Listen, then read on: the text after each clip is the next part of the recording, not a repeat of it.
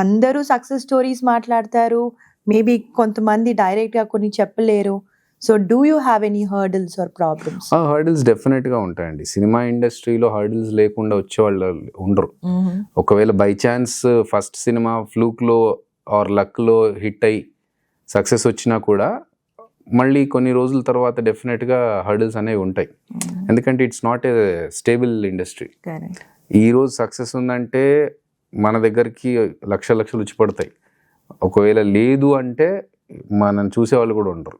So that నాతోనే అనే కాదు, ఇండస్ట్రీలో అందరితో అలాంటి సిచ్యువేషన్స్ జరుగుతాయి.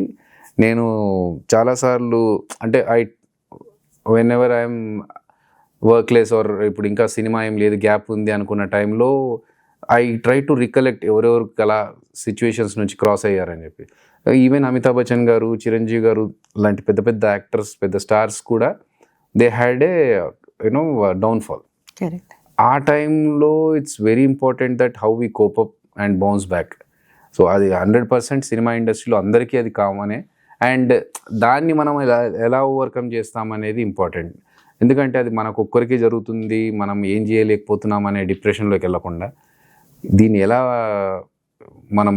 మనకి తగ్గట్టుగా ఎలా మార్చుకోవాలనేది ట్రై చేస్తుండే. That is the reason why I'm doing all these things.